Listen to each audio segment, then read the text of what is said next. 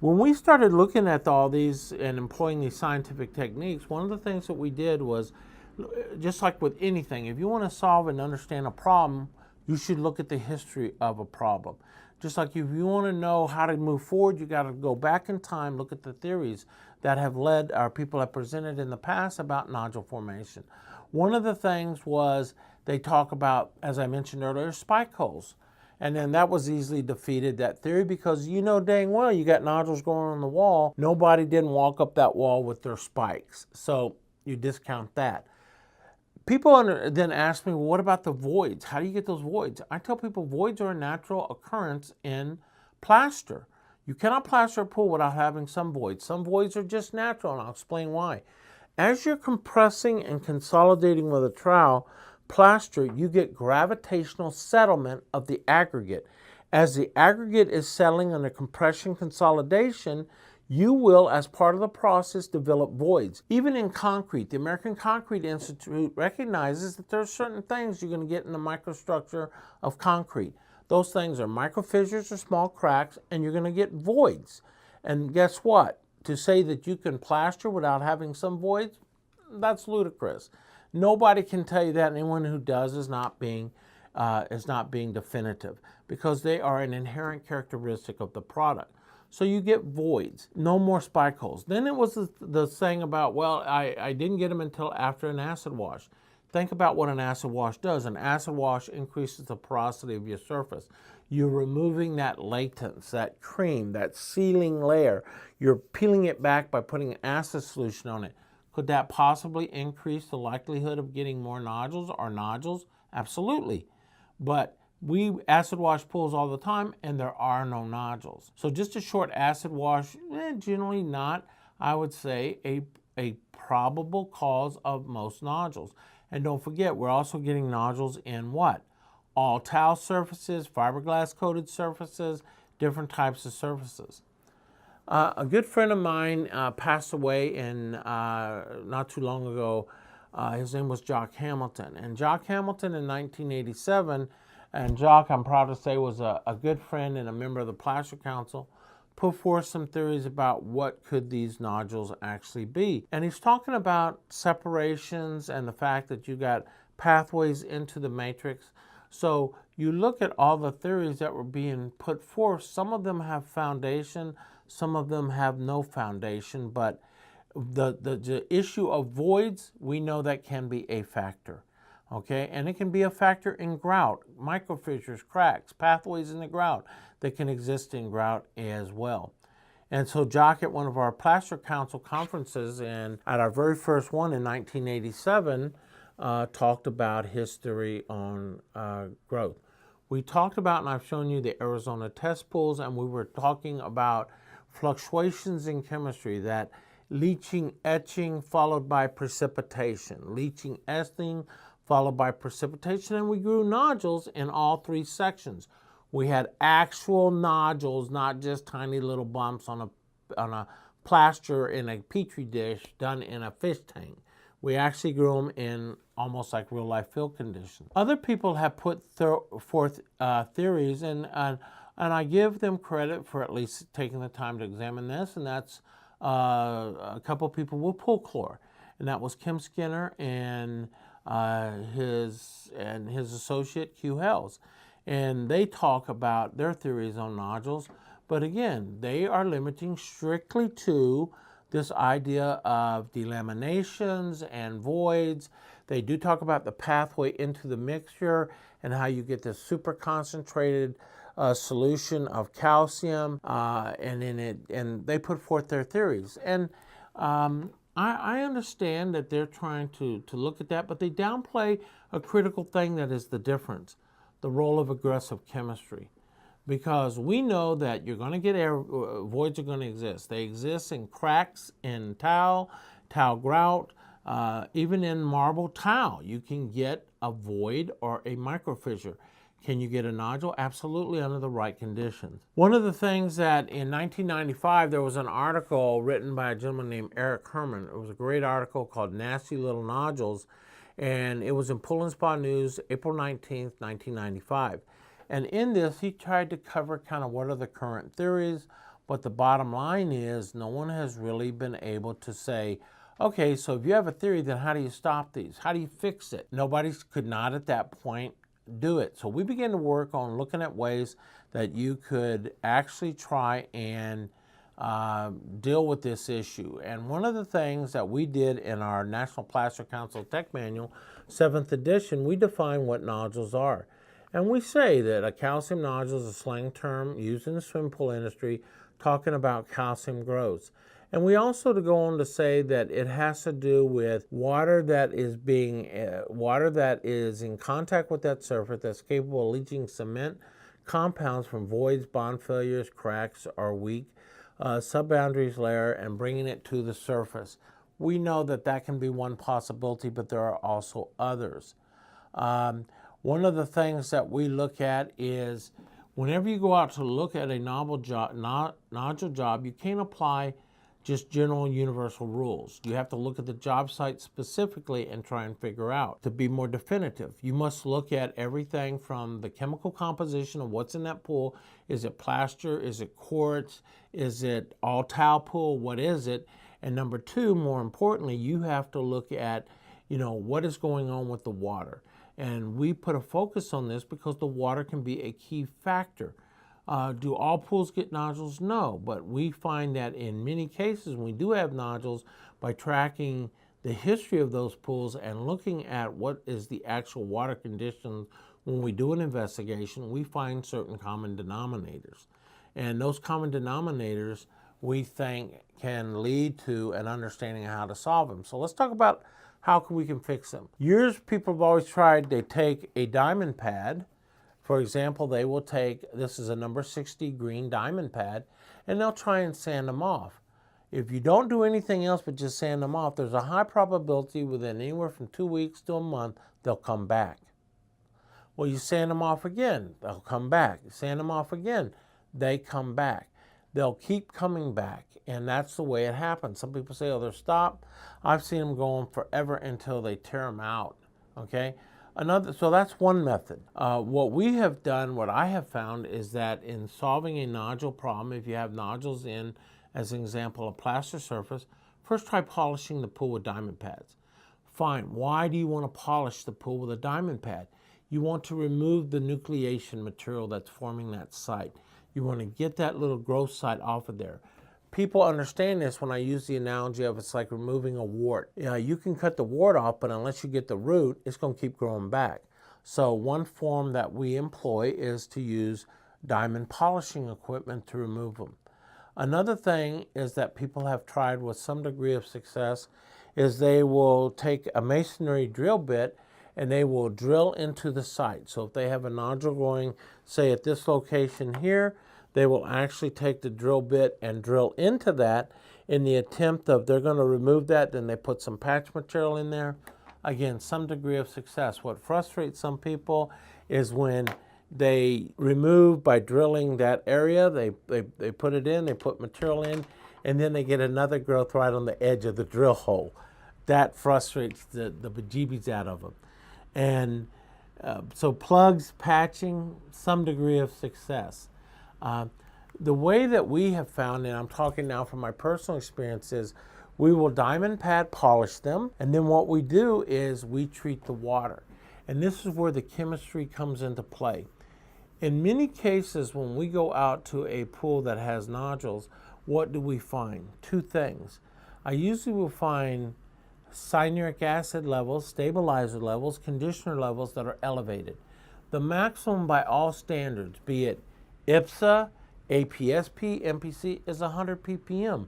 Again, let me state that. The maximum is 100. And what we will find are levels that in some cases, and you'll see one in just a few minutes, that are between 300 to 500.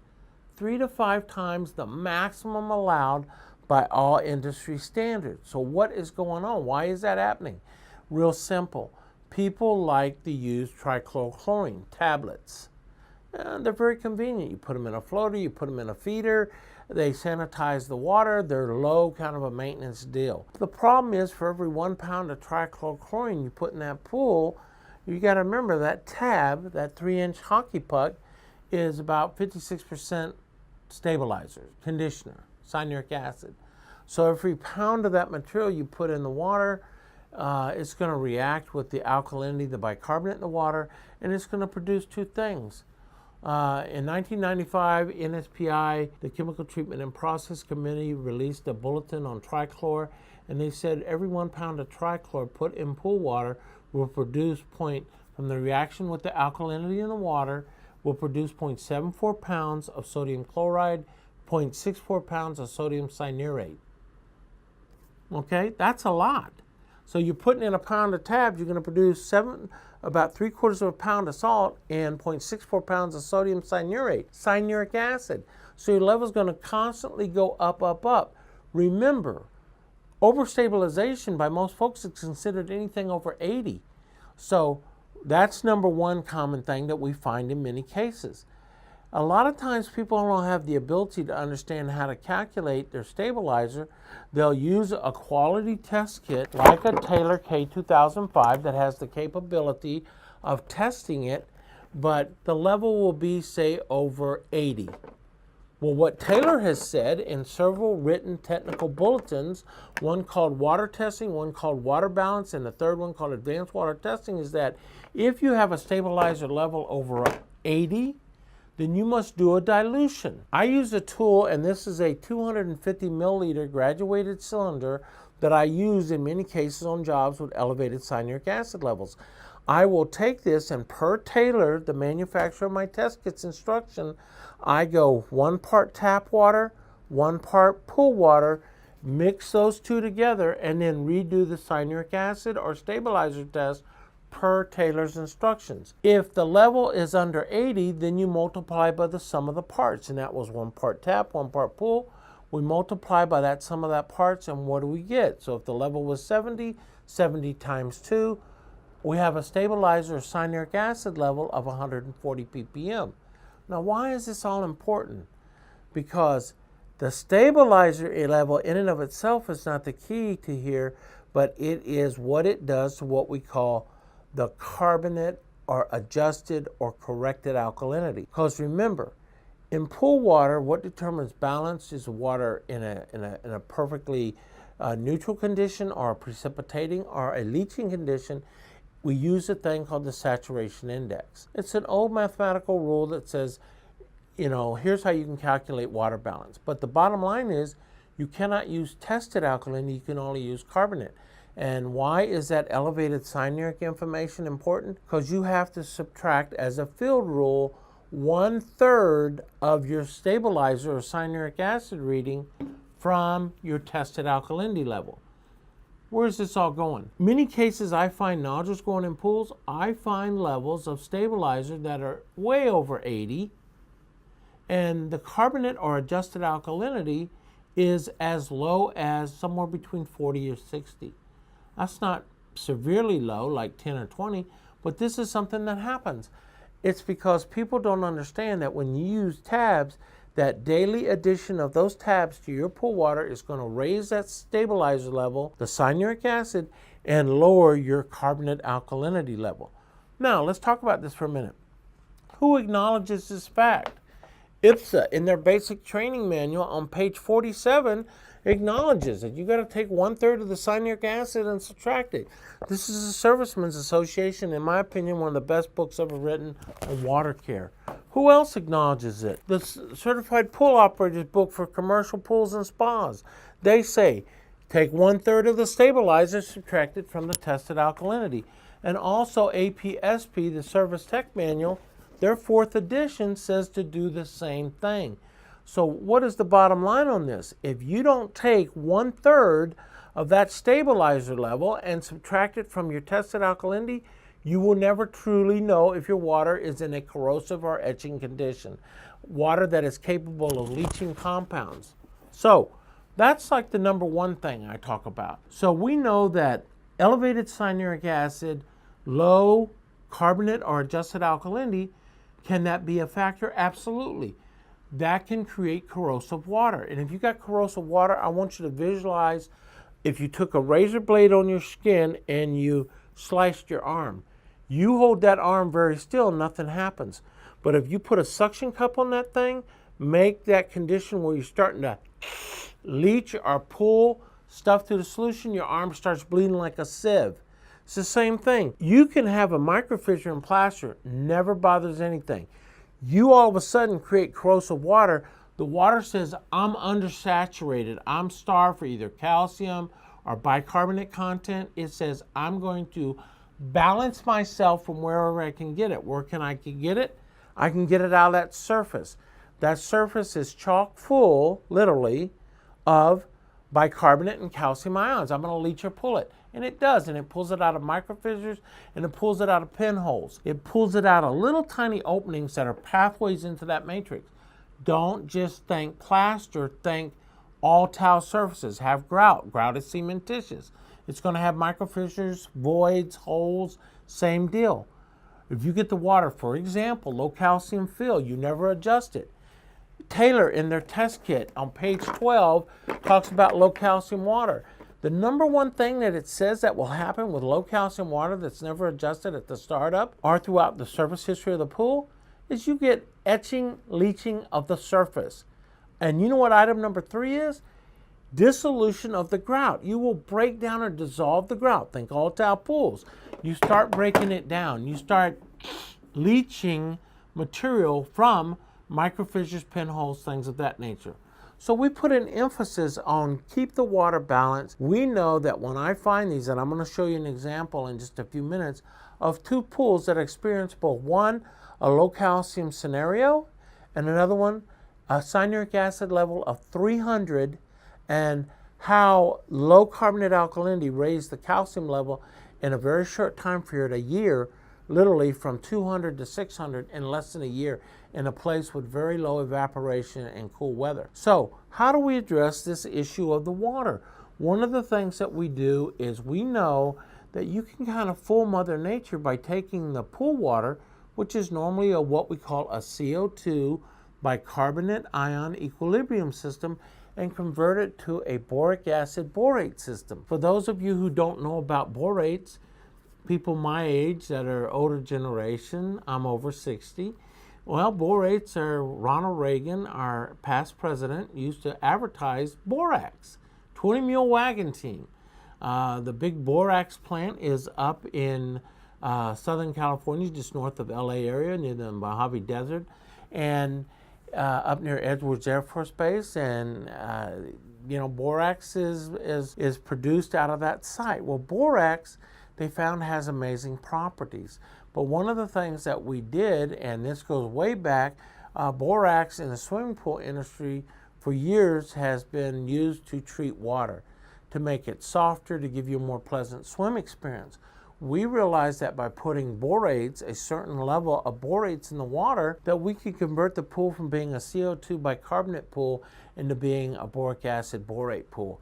And would that help in the reduction of the likelihood of the nodules coming back? And we found it did.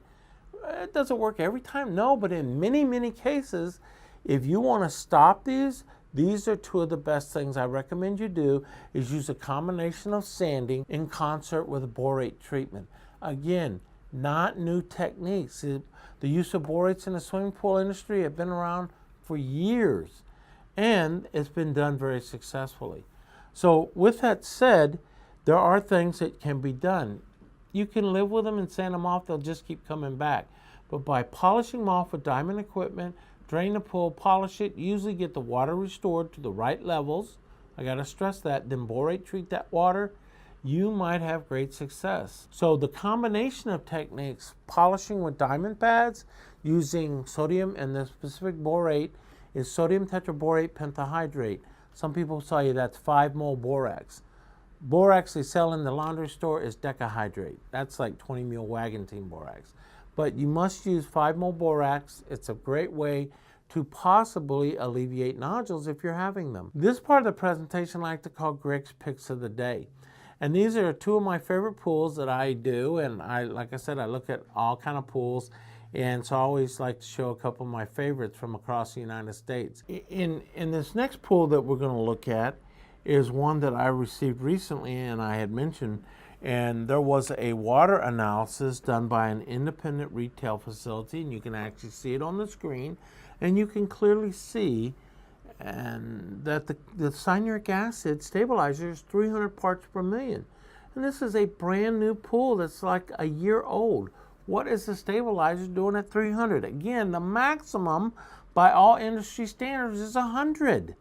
What is the water being at 300? 3 times the maximum acceptable level. The calcium in this pool has went from 200 to 600 again in about a year. That's a 400 parts per million increase. Where did that calcium come from? Leaching is something that I tell people. You go out and look at a pool, check the cyanuric acid, the conditioner, stabilizer level. Number 2, calculate the carbonate alkalinity. And then number 3, check the calcium level in the pool. So you have elevated cyanuric acid, low carbonate alkalinity, and this super radically fast increase in the calcium hardness level. Now, let's look at the picture of the pool itself. What did they see? As you can see in this picture, you got very long worming type nodules that are coming and growing down the walls. And you've had leaching as evidence of the fact that you've got these nodules not just at one location, but in multiple locations, and you can see them. And you can see in the photograph, some of them are easily over, 6 to 12 inches long. Definitely evidence of, in my opinion, a leaching condition in the water. Because again, low carbonate alkalinity, elevated cyanuric acid. Is it something to check? Absolutely. Always look at that. Because if you're going to correct this problem, it doesn't do any good to take a diamond pad and sand them and borate treat the water unless you alleviate the problems with the elevated cyanuric acid and the low carbonate alkalinity. Okay? So, in conclusion, what I would say is that if you really want to know how to address or solve a problem with nodules, number 1, look at how many you have. Number 2, look at the age of the surface. Number 3, think about possibly draining the water. Look at the water, find out what the parameters are in the pool. Do you have elevated calcium? Very common. Do you have elevated cyanuric acid levels? Do you have low carbonate or adjusted alkalinity? And if you have all 3 of those, there's a high probability that that may be part of the cause-effect relationship producing the condition that you're observing. And don't forget the most important thing. It doesn't just happen in plaster pools. It happens in all tile pools and other vessels, type of surfaces. So if you hear someone saying, oh, it's bad plaster and delamination, do like I do. Where's the plaster at in this all tile pool? Show me the plaster. It's not there. But what is there? You got aggressive water combined with pinholes and the ability to leach and to plate out calcium on the surface. Okay. Well, with that, I thank you very much and appreciate your time.